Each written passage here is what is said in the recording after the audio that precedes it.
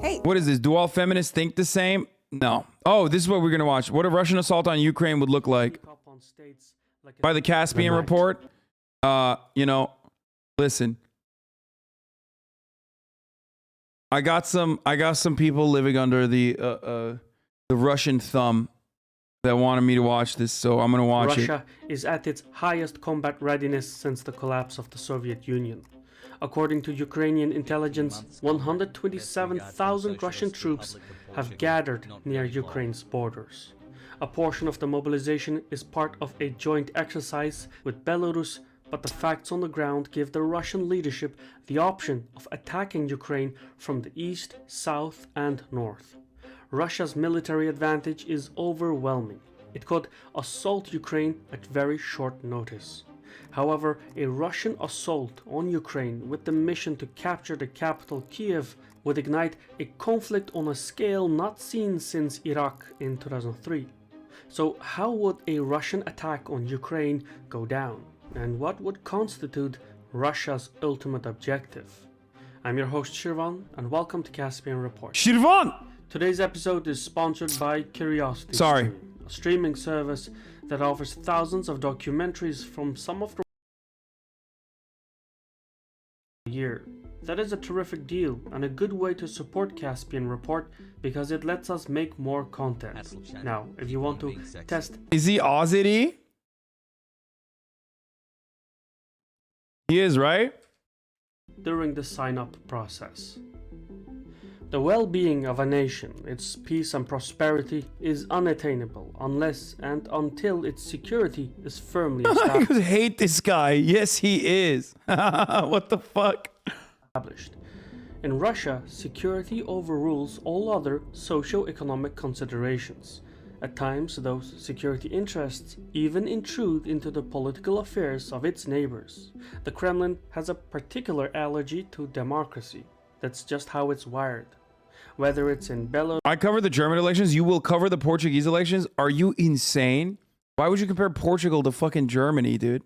Kazakhstan, or Ukraine, Russia cannot tolerate a democratically governed neighbor. A democracy at its doorstep would inevitably look to the West to develop its legitimacy and liberal values, aligning with institutions like the EU and NATO in the process. Of course, this is how the Russians see it. Whether true or false doesn't matter. The Kremlin shapes its foreign policy according Oh shit. shapes see it. Whether true or false doesn't matter. The Kremlin shapes its foreign policy according to that paradigm. Azeri is it means Azeri are Turkic people living in Azerbaijan. They speak like a type of Turkish that is incomprehensible to me, but they can understand my type of Turkish. That's what that is. In Ukraine, the 2014 revolution brought forth democratic rule in Kiev. Fast forward a few years, and Ukraine is now in its final phase of a geopolitical realignment by looking to join the EU and NATO. Yet what makes Ukraine a special case is its geography. The flat terrain of Ukraine merges seamlessly with Russian territory. No geographic features mark the international boundaries. Should Ukraine join NATO, Russia would have to increase military spending and expand the size of its army to secure its western flank. So at best, NATO expansion into Ukraine would bankrupt Russia, both militarily and economically. At worst, NATO presence in Ukraine would threaten Russia's territorial integrity. Ukraine's Black Sea coast is only about 750 kilometers to the Caspian Sea.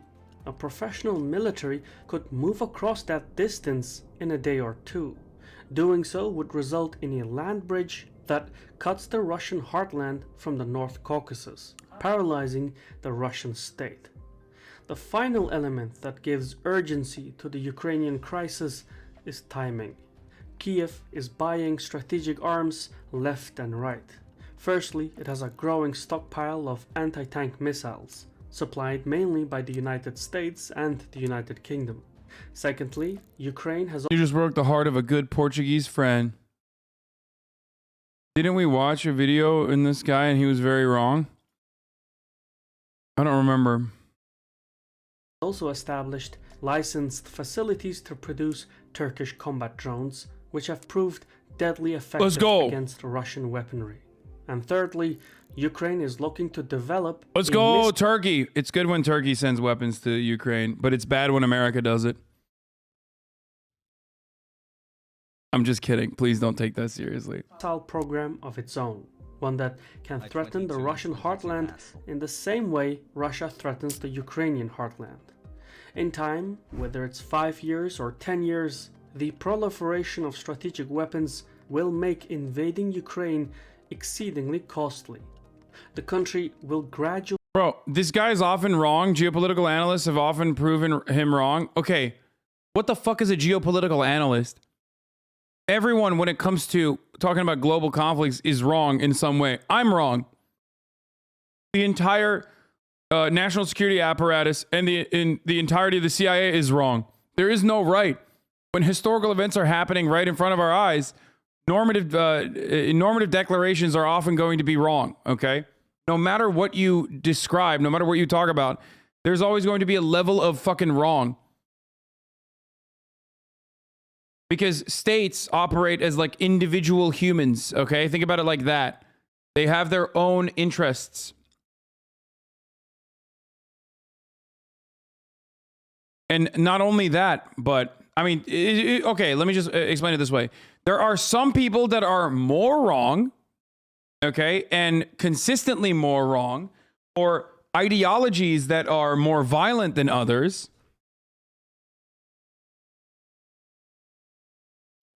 But no matter what the assessment that you're making, when you look at like current affairs globally, there is always still going to be things that you get wrong, because it's very difficult to assess the situation on the ground. Even if you're literally on the fucking ground, you're going to have a hard time assessing the situation. Okay? And more importantly than that, the news media that you get from that is always going to be one-sided. That's why I always go back to Turkey and talk about Turkey whenever I'm describing like the situation in Venezuela. No matter what you get, no matter what kind of information you get about a certain thing happening overseas, it's always going to be clouded by material interest that the party has. Make no mistake, I'm not defending Caspian Report because I don't know what his point of view is. I'm sure no matter what, his POV, especially if he's from Azerbaijan, his POV is probably going to be a little bit different, right? But not necessarily bad. But this is a country that has been under, I mean, this is a post-Soviet country. Be better equipped to defend itself and harbor weapons to strike into Russian territory. The longer Russia waits, the longer it puts off an invasion, the stronger Ukraine gets and the costlier Russia's battle plans become. So, as grim as it sounds, it's better to act quickly than to hesitate until the time of action is past. How the Russian leadership will proceed is anyone's guess. The threat, however, is real, in both political and geographic terms, as well as in timing. Значит, если на территории Украины возникнут комплексы какие-то ударные, подлетное время до Москвы будет, значит, там 7-10, а в случае размещения гиперзвукового оружия 5 минут. Should the Kremlin decide to take its chances and attack Ukraine, there are a few strategies to go for. The most credible battle plan comes from the alleged CIA interception. You did a video recently on Turkish military power that was a little biased. What do you mean? That it said that it was incredibly powerful, in which case it was not biased and it's real. Of Russian military communications in early 2021. While the contents of the interception remain classified, NATO officials talking to the German newspaper Bild summed up the Russian plan as follows. Should war commence, the Russian army could strike from Donbass in the east, Belarus in the north, and Crimea in the south. The assault would come in 3 distinct phases, thereby allowing breathing room for diplomatic concessions. After taking a specific region, and if negotiations fail, the Russian army could move on to the next target, and so on, until Kiev rebukes and Moscow's political objective is met. Either way, the first phase is likely to focus on southern Ukraine. Russian tanks and troops coming from Crimea would take the coastline and surround the city of Odessa. Meanwhile, a Russian amphibious landing operation would cut Ukraine off from the Black Sea while strengthening the supply lines going into Crimea. Interestingly, 6 Russian amphibious ships departed the Baltic Sea in mid-January, heading towards the Atlantic Ocean. It is believed their destination is the Black Sea, which makes an amphibious assault all the more feasible. Eventually, though, the Russians would want to join their forces north of Odessa and then advance as far as Transnistria, a Russian-backed separatist region legally part of Moldova. At the same time, still in Phase 1, Russian special forces would infiltrate the southern portion of the Dnieper River. Their mission would be to disrupt Ukrainian logistics going across the river. Russia's vast artillery forces in Crimea would coordinate their attacks with the special forces on the ground, thereby tying up Ukrainian forces. Likewise, from the east in Donbass, Russian troops backed by the Air Force would take a chunk of eastern Ukraine and then take the cities of Dnipro and Zaporozhye by the Dnieper River. From there, the Russians would be free to advance towards Crimea and form a continuous land bridge going from Donbass to Transnistria. As soon as southern Ukraine comes under Russian control, the Kremlin would start dictating terms for a political surrender. If that doesn't work, it's on to Phase 2. Coming from the northeast, Russian How much is this mechanized... credible? He's not saying this is what's going to happen. He's saying if Russia were to invade Ukraine, then this is how they would do it. This is how they could do it. Surround Ukraine's second largest city, Kharkiv. Backed by the Air Force, the Russian army would advance on Poltava and anchor by the Dnieper. Kharkiv and Poltava would be encircled. Gas, electricity, and food supplies would be cut off. A few weeks into the siege, the cities would likely capitulate. In the second phase, Russia would have taken much of Ukrainian territories east of the Dnieper. Yo, motherfuckers would be like, never play here, Hearts of Iron on stream, unwatchable. And then they literally froth out of the mouth when they watch this, which is exactly the same. Okay? Like they're like, oh, poggers, this is sick. Don't play the other game, but like this is sick. The second round of negotiations would start, and if these fail as well, Russia would launch Phase 3 of its plan. In this final push, Russian troops would seek to take a chunk of western Ukraine, but crossing the Dnieper might get tricky. The safest way to cross the river is not to cross it, but to move from Belarus into western Ukraine. I would never play Hearts of Iron. Are you kidding me? It's a fucking, I hate spreadsheets. I became on-camera talent partially because I hate spreadsheets, okay? Almost as much as I hate the top of the hour ad break, which is why I always tell you, you can avoid the ad break at the top of the hour by subscribing for $5 or for free with a Twitch Prime, okay? Yeah, it's fucking annoying that everybody is top of the hour watching right now. You're pocket watching, you're top of the hour watching, but you're never watching your back and protecting your six like Ukraine did by subscribing or by, getting gifted a sub. You're lucky and a good boy. But most of you aren't lucky or good. which is why you have to make your own luck and be a good boy by subscribing on your own for $5 or for free with the Twitch Prime. Here's the 1 minute ad break now. I can't fucking take it anymore. Ad break single-handedly ruined my life. The other day, my teacher was teaching us geology and he mentioned at the top of the mount, and I immediately thought, top of the hour? Pago, snowball time. I can't look at a tomato in the store without breaking down and fucking crying. I can't eat pasta without thinking tomato sauce. Pago, tomato time. Any primers? Thank you, James 5 Ho, for the 5 get the subs. In December last year, President Lukashenko stated that Belarus would do everything to bring Ukraine back into the fold. That means Belarus would serve as a launching platform, not that it would have much of a choice. Either way, from Belarus, Russian troops would move into the west of Ukraine, but they would have to go around the Chernobyl radiation zone and take the town of Koroshten first. At the same time, a second Russian contingent would move from Russia into the remainder of northeast Ukraine. Afterwards, in typical pincer movement tactics, the two northern contingents would simultaneously advance on Kiev. The Ukrainian capital would come under siege from the east and west. Now, Kiev is a large metropolitan site, so the Russians would likely wait outside and force the Ukrainian government to capitulate. By the end of Phase 3, roughly 2/3 of Ukraine would come under Russian control. However, no plan survives first contact with the enemy, and Ukraine is no pushover.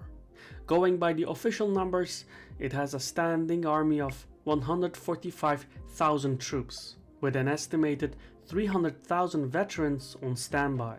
Ukraine has also been stockpiling arms and ammunition for years, even acquiring some high-tech weaponry from abroad. But its arsenal is not yet large enough to change the battlefield. Russia, on the contrary, has very capable artillery, rocket and missile systems. Its air power is substantial, and it has the world's largest fleet of tanks. Russian weapons could devastate Ukrainian military units from afar. In an all-out war, Ukraine would see thousands of casualties within the first hour, and thousands more the days following. So make no mistake about it, the consequences would be terrifying, and the shock would trigger millions to flee west. Yet for Russia, the real challenge would be the resulting insurgency. According to a poll by the Kiev International Institute of Sociology, 1/3 of Ukraine's citizens are willing to take up armed resistance. Those are alarming numbers for the Russians. Based on US military doctrine, to successfully counter an insurgency, the occupation force needs a ratio of 1 counter-insurgent per 20 residents. Adjusted for Ukraine's 44 million citizens, 1/3. that would mean the Russians would need at least 325,000 boots on the ground to occupy the Ukrainian territory while containing an insurgency. A force that size... They literally do not have the money. Like, there's no shot. No fucking shot. If they were to invade Ukraine, the amount of money that they would have to spend is insane. They do no fucking shot, dude. America can't deal with a fucking insurgency in Afghanistan. You're just ridiculous to assume that Russia would be able to do such a thing in Ukraine when all they need to do is fucking all they need to do is install a puppet leadership. Why would they do that? The American military is so bad, though. What, you think the Russian military is so much better? Like, they're militaries, dude. They're still comprised of the same kind of fucking human beings, okay? The idea that like one country's fucking military is like better than others, like that other person was saying, like America has that they-them military. Like, okay, that's completely meaningless. No one has like tough people. You have tough insurgents. Like, yes, the Taliban are tougher than the American military, 100%. Okay? You can maybe talk about special forces being better equipped than other countries' special forces.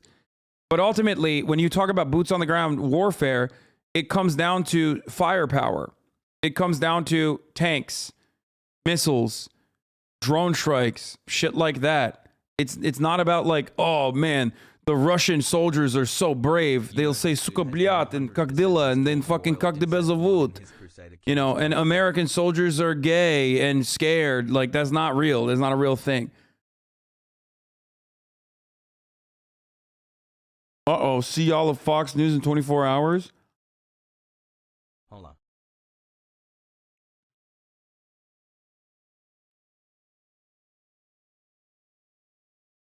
Like, people unironically think the American military goes into Afghanistan and just like fucking engages in all-out warfare when it's a whole bunch of holding your dick on, you know, unoccupied poppy fields, okay, building forward operating bases, shitting in like you know, shitting in horrible situations in the fucking dead of the summer heat, okay? Sometimes a bomb blows up. And then as soon as someone fires at you from the fucking mountaintop, you get down, assume a position of cover, and immediately call for firepower from above. That's it. It's not like World War I. You know what I mean? You're not like, Love you has. you're just sitting around waiting for, you're sitting around in cover waiting for fucking someone from above to just fucking laser the top of the mountain. It has nothing to do with like how courageous or brave our soldiers are. It's about how quickly how quickly air support can come in and fucking laser the top of the mountain. I know, I say top of the, and you guys literally have PTSD. Don't talk to me about Afghanistan. The top of the hour is my Afghanistan. I had an abusive streamer.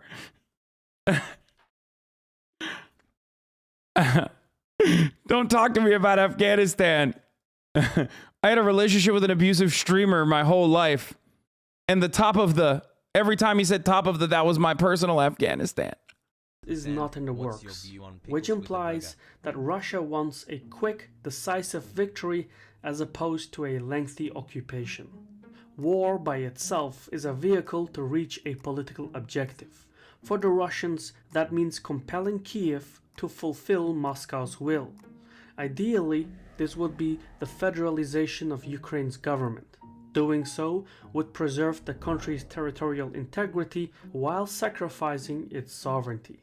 Specifically, by installing a federalized system, each region of Ukraine would be given authority to decide its own culture, economy, and foreign ties with neighboring states. There wouldn't be anything left for the central government to govern over. Moscow would gain the ability to play off the smaller autonomous regions to curtail the political interests of Kiev. It's divide and rule, if you will. A federalized Ukraine would virtually destroy all of Kiev's central power, resulting in the end of a unitary Ukrainian state. And though this political concession may seem better than conflict, in war you can be killed only. I guarantee someone's sexual preference has nothing to do with their ability or willingness to kill.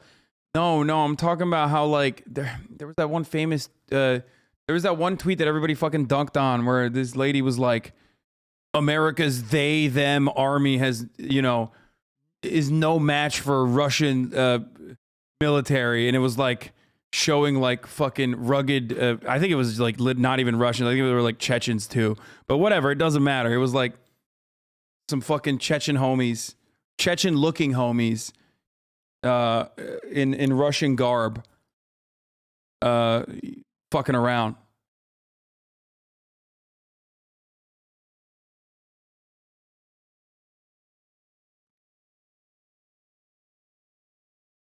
Oh, this is it. Yeah, Biden, you should be very afraid of taking on Russia. Your they-them army wouldn't last 10 minutes.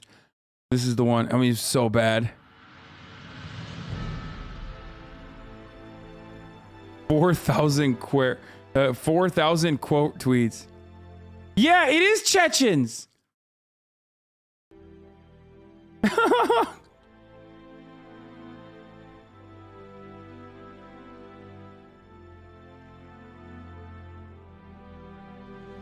As you all know, famously, there are no gay people in the Chechen army. I mean, it's true. Just ask, what's his face? Kadyrov! Has. He will tell you there are no gay people in Chechnya. There are no gay people. What? We are all so straight. We are super straight.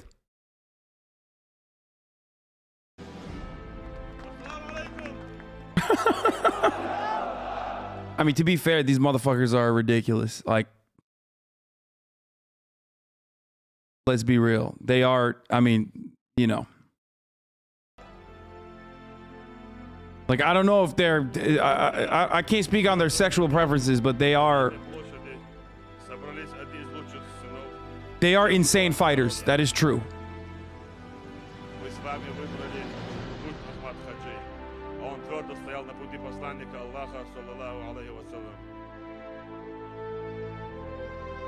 Америка, Европа объявила России экономическую войну.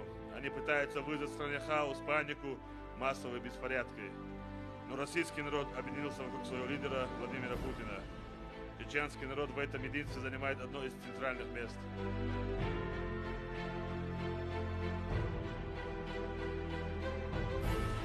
Мы говорим на весь мир, что является... Look, the Turks in the chat. Look. Çeçenler Türk abi, o yüzden iyi savaşçılar. Immediately. I was waiting. I was wondering which Turkish motherfucker is going to speak out and be like, because they're Turkish, that's why they're good fighters. I was waiting, and of course, it came immediately.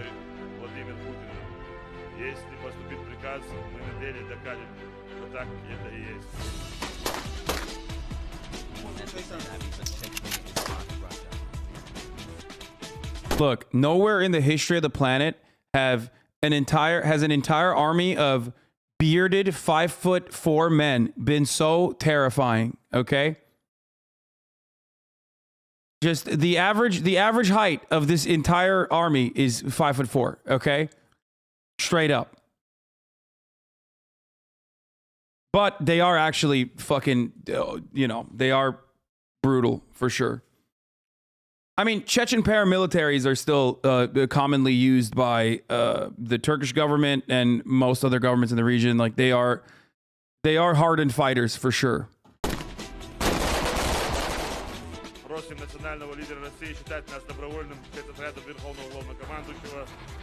But ultimately, it doesn't matter because you know what? You know what's a fucking?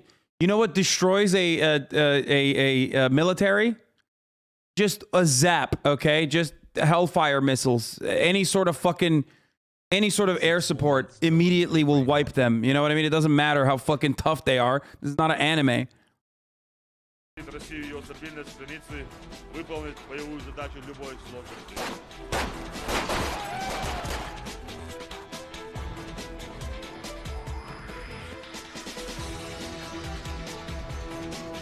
Сегодняшнего дня каждый из нас обязан быть готовым в любую минуту доказать свою преданность делу, которому посвятили жизнь.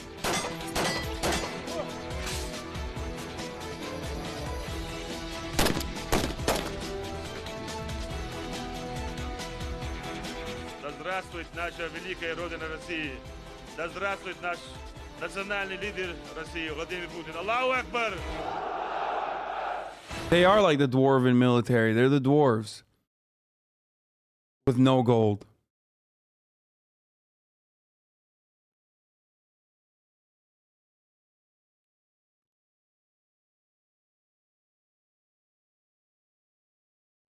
Can you explain why Turks think everything is Turkish?